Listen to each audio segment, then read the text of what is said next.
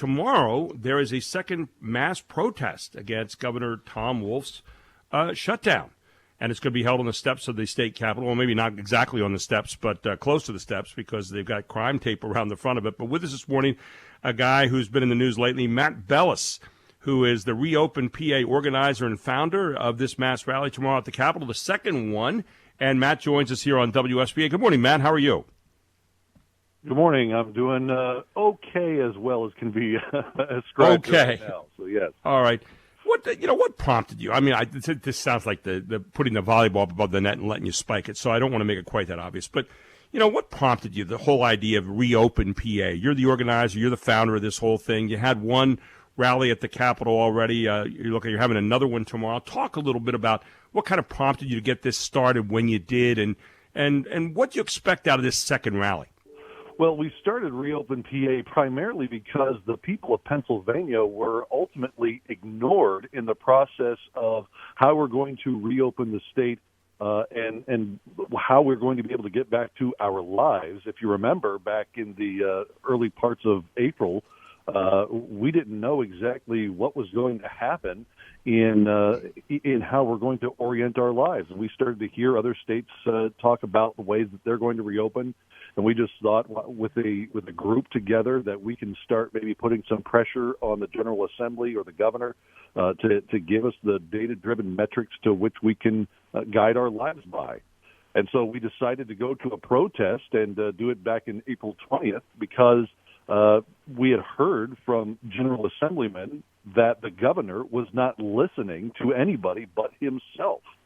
And we saw that the governor is only directing by dictate and fiat. And so we protested, and we got somewhat of a plan, that red, yellow, green plan with 50 to 100,000 cases, over a 14-day time period. It was a little ambiguous as to how it would actually play out. And we started to see some of the other counties say, no, we're going to reopen. We feel that we've met the measures, and we're going to do so. And then the governor, frankly, calls those who are ready to reopen cowardly and selfish. And so we just said, now's the time to come back here together on a protest this Friday to come with a very clear message that the governor needs to give up the power.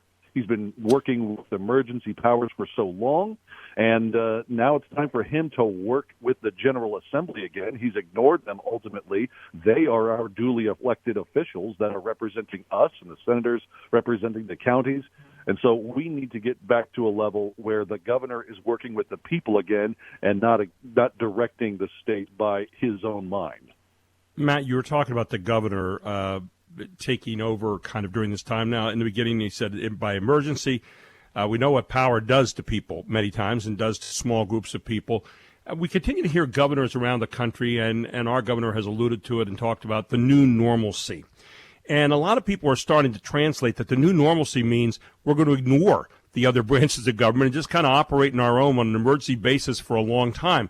I don't think people who espouse liberty and freedom, which we see in our own Declaration of Rights in our state constitution, are ready to have that done for an indeterminable amount of time. And that's one of the biggest problems that we see right here. You kind of pointed to that a moment ago, but I've been pointing to Article 1, Section 1 all week long. It says all men are born equally free and independent and have certain inherent and indefeasible rights. Among those are enjoying and defending life and liberty, of acquiring, possessing, and protecting property and reputation, and of pursuing their own happiness. That certainly is not happening right now because people who do make up the government, by the way, and all the rest are hired help, are not having that opportunity to do that in the way they might normally do it. Your thoughts about that?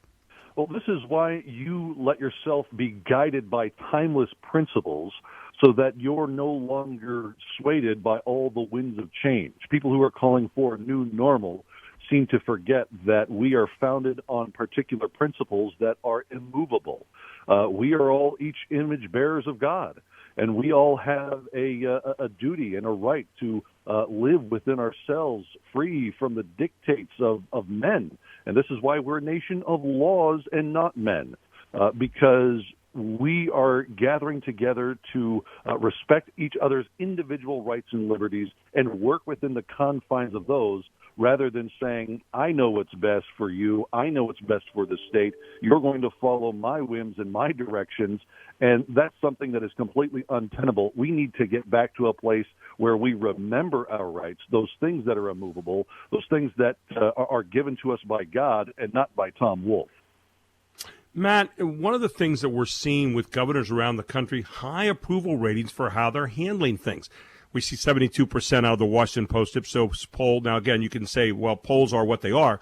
We're seeing 77% in New York. We're seeing 76% in Virginia. And yet at the same time, we see this movement that says, but we're ready to open now. What's going on here? How should people view this? What's the touch point in between there, or the balance point in between there? You know, it's interesting that you bring that up, because there's really two responses that I would give to that. One, polls can be manipulated. You never know exactly how the process went and in what way that they're being skewed to kind of give you a particular view of what people want. But this is why, again, I say we're founded on certain principles. That the first thing, it may not be true because I've seen other information to give me otherwise. But the second thing is, if everybody in Pennsylvania agreed that we should live in a lockdown state except one person, living in a lockdown state would still be the wrong path. It would be almost immoral because you're removing individual rights and liberties. So it frankly doesn't matter what necessarily the polls say. What matters is what the moral and right thing to do.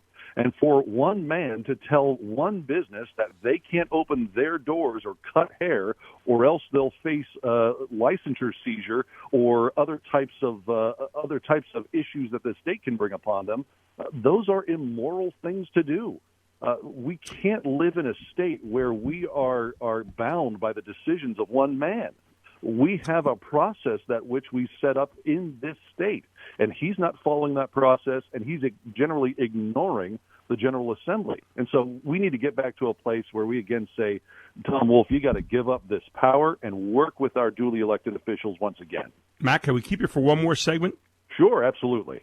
We welcome back Matt Bellis this morning here on WSBA, who is the founder of ReOpen PA. And Matt, James Madison had a pretty good statement right there. We continue to remember that the fountain of power comes from the people who also fund the power. The only money that they have comes from the people through their tax dollars, correct? I agree, and it is a government that we have in Pennsylvania here that is derived from the consent of the governed, not the governor. And so we need to make sure we get back to a place where we're represented again in our own state government. Let me ask you this question, Matt. What is the role of the governor in this? In the beginning, we gave him the emergency law that was passed some years ago. At what point in time does the emergency stop being that? In other words, the new normal, some governors would say, is, well, let us govern for, and we'll tell you when it's over. You know, I'm reminded of the old story of Cincinnatus, who was a farmer outside of Rome, and they said, well, we're having a tough time in the city right now. Come on in and rule for 6 weeks and then go back to farming. Well, you know, a lot of us are a little uncomfortable with turning that kind of power over to one man or control of a government by so-called experts. Your take on that? Well, if you remember where we got to from this position, the original idea was to, quote-unquote, flatten the curve for the medical facilities here in the state so that we didn't overwhelm them or that we didn't get to a place where we wouldn't be able to give people medical care. But frankly, after looking at the healthcare resources that we have in this state, they have been completely underutilized. A lot of hospitals are issuing problems with their budget and furloughing doctors and nurses. Entire wings of hospitals are closed because they're not seeing patients. In a national pandemic, you would expect the hospitals would be brimming with activity, but that's not been the case. So we can't change the idea from the original lockdown state where I guess we all agreed to it in one way or another, from a let's flatten the curve of the healthcare system to getting rid of the coronavirus. The fact is, we're not going to get rid of the coronavirus. The coronavirus exists. It's here. We still have the Spanish flu from 1918. It's going to be an endemic. So it's going to be like everything else. We have to live with it. Exactly. We have to live with it. And so we can't change courses or change the rule halfway through that people have agreed to live under this emergency order. And frankly, we have other experts and people who are saying, now's the time to start reopening. We can do so safely and cautiously. What we can't do is isolate people any longer, because we're going to get to an issue where the cure is worse than the cause. Well, and one of the problems, too, is many of these experts have been wrong over a period of time. And we've been willing to give a wide berth because people are going to be wrong on something you don't know about. And yet, when we look at our nursing homes here in the state of Pennsylvania and how it was approached by our government in the beginning, we had a plan in place. They didn't follow through. They didn't open it up. And now you have Josh Shapiro investigating that. You've got all kinds of questions about it. The governor switched course yesterday, so we're going to start testing during the course of the week. Seems like late to the dance. How do you just say, well, we had all these people die, 70% of the people that are dying are in the nursing homes, and yet at the same time, now we're going to do something about it? That doesn't seem to ring too well. No, it really doesn't, because even the people who would say, well, the governor needs the power to keep us all safe, frankly, we've been into a situation where the governor has made certain situations a lot worse, making nursing homes and other facilities take coronavirus patients and making the issue far worse. Just to the north of York County is Cumberland. And in Cumberland County, they had a big time period where a lot of deaths were happening in one space, and the state government refused to go in and test.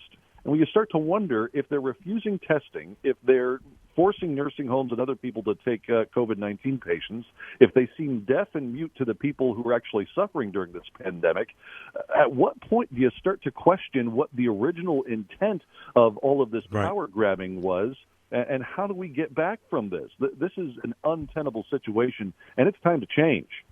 And meanwhile, the Secretary of Health pulling her mother out of one of those nursing homes, which, again, she said that was because her mother wanted to be pulled out, and that was just acceding to her wishes. What time is the rally tomorrow? Who's going to be speaking? Tell us a little bit about that, Matt. Sure. It'll be in Harrisburg on the Capitol steps at noon on Friday. We have a great lineup of speakers. Senator Douglas Mastriano is going to be speaking, as well as Representative Russ Diamond, Attorney Mark Scaringi, who is filed lawsuit with the Supreme Court of the United States against the governor. And we also have up-and-coming Representative Daniel DeVito out in Pittsburgh. So a great lineup of speakers who are going to be able to really put some real vocal point to the issue that we have at hand here. I'll be there. I'll let everybody know why we're there. But basically, we're there to let the governor know in a big, loud, strong way that it's time for the governor to give up the power. Matt, we appreciate you taking the time to be with us this morning. Thank you so very much, and good luck with your rally tomorrow.